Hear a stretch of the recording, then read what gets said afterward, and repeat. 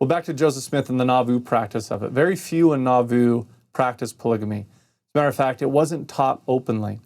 It was taught very privately. Joseph knew that this revelation, this teaching, this practice would cause major controversy and difficulty for a church who already was dealing with major controversy and difficulty.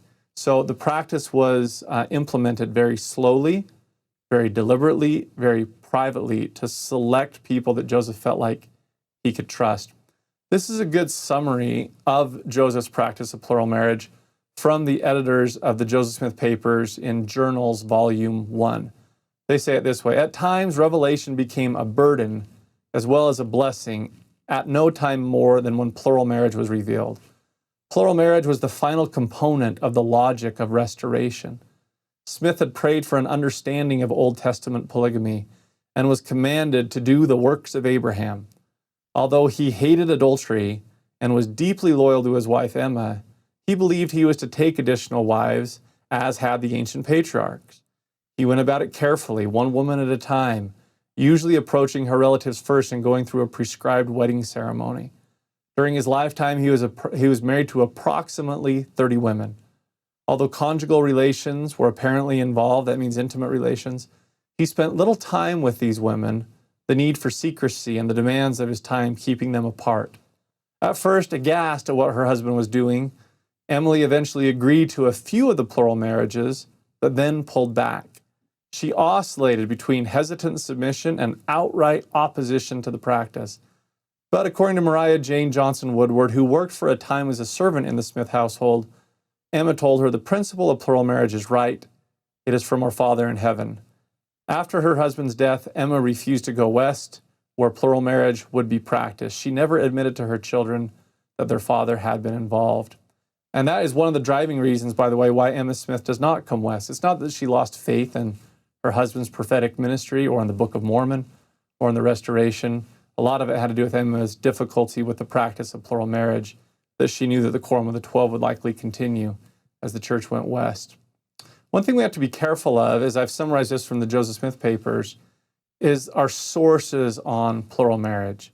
We can only form our conception of the past based on the sources that exist. And they're just simply because of the secretive, private nature of plural marriage, that it wasn't taught and practiced openly in Nauvoo. Nauvoo plural marriage is actually more difficult to piece together than the Utah practice of plural marriage. Therefore, we actually know less about Joseph Smith's practice of it than Brigham and the Utah practice of plural marriage. The editors of the Joseph Smith Papers point out, quote, most of the information on the practice during this Nauvoo period comes either from later affidavits and reminiscences or from reports of disaffected members of the church at the time, none of which, for a variety of reasons, can be considered entirely reliable historical sources for delineating how plural marriage was understood and practiced by those involved at the time. I guess what I'm trying to say is anybody who is a little too definitive or too we know exactly what went on with Nauvoo and plural marriage, I take that with a grain of salt, and I hope that I'm not coming across as too definitive in this video either. For example, we know from a later affidavit that Joseph Smith likely married Lucy Walker. He married Lucy Walker on May 1st, 1843. Well, if you go to Joseph Smith's journal for May 1st, 1843, he doesn't say anything about it. He just says he went out in the forenoon and came back in the afternoon. When he went out, that's probably when the marriage occurred. We know of this marriage because of a later affidavit from Lucy Walker herself that was sworn in 1902, as you're seeing here, that she married Joseph on the first day of May, 1843, by Elder William Clayton. She says, the prophet was then living with his first wife, Emma, and I know that she gave her consent to the marriage of at least 4 women to her husband as plural wives. And so this is one example of a pretty good source of why we know that Joseph, coming from Lucy Walker herself, saying that I married Joseph Smith. There are other good sources, like we have a lot of good sources that Eliza Partridge probably married Joseph Smith. We have all these listed here, and this one signed by Eliza herself. But there are others that just aren't quite so clear as a whole. And so one time I went to a colleague of mine at BYU and said, okay, when I teach this, He's one of the church's leading experts on Joseph Smith's practice of plural marriage. So when I teach this, I want to make sure I'm accurate on it. How many women was Joseph married or sealed to in his lifetime? And he said, well, it depends on the sources because some of them are more credible than others, and it's just hard to piece it together. And I said, well, how many would you say? And he goes, there's probably 10 sources for 10 women that it's pretty definitive that Joseph married in his lifetime. And he goes, there's sources for about 10 others that makes it possible. And then there's some hints at maybe 10 others, but not quite as strong. And I said, so 30?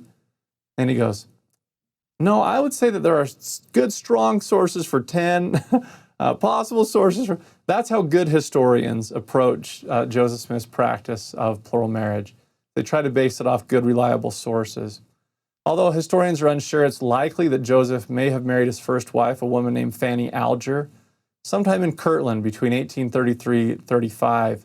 It's not known if Emma knew about the marriage beforehand or after or when she learned about it. It likely leads to Oliver Cowdery accusing Joseph Smith of adultery and Joseph saying that he wouldn't commit adultery and trying to teach Oliver about plural marriage.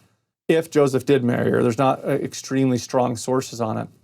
And that might lead to some of Joseph's hesitations, that there's no indications that he enters into any other plural marriages during the Kirtland period. It's not until the Nauvoo period that he begins to enter into plural marriages again. As I mentioned, although the numbers are unsure, there's evidence that Joseph may have been married or sealed to about 30 women during his lifetime. That's from the church's own essay on the subject. If you use people's different lists, and just to be clear about this, it all depends how people frame things. And I understand that I'm framing it in a certain way. But sometimes people will say they'll want to focus in on Joseph Smith's younger wives. And Joseph did marry, his youngest wife was Helen Mar Kimball. He was sealed to her, who was at the age of 14, and that he married a few others who were in their teens. But he also married women who were in their 50s and others of every age in between. If you use Todd Compton's list, the average age of Joseph Smith's wives that he married was 28 years old. The oldest was likely Rhoda Richards, who was 58, and Fanny Young, who was 56. None of Joseph's contemporaries, anyway, raise an issue of the ages of his wives, of either being too old or too young at the time. Well, speaking of Joseph's hesitancy, there are a number of later reminiscences that Joseph hesitated to implement this revelation. Most revelations from God, Joseph moved right into it. This one he seemed to have a lot of hesitation about. Brian Hales has documented there's at least 20 reminiscences of an angel with a drawn sword coming to Joseph Smith, commanding him that he needed to implement the practice or that he would lose his prophetic mantle, calling, position, however you want to say it. These are later reminiscences. I want to be clear. The earliest one is 1853. The latest is 1905. And so here's just a few of them. Eliza R. Snow, Joseph Smith received the revelation in 1837, but was himself afraid to promulgate it until the angel came and stood beside him with a flaming sword and bade him to do the command of God. Not until then did Joseph enter into polygamy. Zina Huntington, Zina D. Young told of Brother Joseph's remark in relation to the revelation on plural marriage, how an angel came to him with a drawn sword and said if he did not obey this law, he would lose his priesthood. And in the keeping of it, Joseph did not know, but it would cost him his life. Or Helen Mar Kimball. This fact, plural marriage, the Lord revealed to his prophet Joseph Smith as early as the year 1831. And yet, had it not been for the fear of his displeasure, Joseph would have shrunk from the undertaking and would have continued silent, as he did for years, until an angel of the Lord threatened to slay him if he did not reveal and establish this celestial principle. There's some of the sources on it. Joseph marries most of his wives in the Nauvoo period after he gets out of Liberty Jail. And into 1844, Joseph Smith did not enter into more plural marriages at that time. One of the biggest questions people have is why? Why did Joseph do it in private? Why wasn't he public and open about it? And being transparent, sometimes Joseph publicly denied the practice of polygamy that was happening as well. Now, this is how the book Saints summarizes it. Joseph felt an urgency to teach plural marriage to the saints, despite the risks of his own reservations. If he introduced the principle privately to faithful men and women, he could build strong support for it, preparing for the time when it could be taught openly. To accept plural marriage, people would have to overcome their prejudices, reconsider social customs, and exercise great faith to obey God when he commanded something so foreign to their traditions. That might be some of the reasons why it was done in private. I just think Joseph knew of the difficulty that it would cause and bring about upon his people as a whole. It was difficult enough when it was announced in public and we were out in Utah, really on our own, all by ourselves. It still caused so much difficulty for the church during the 1850s, all the way through the 1890s, up to the end of it.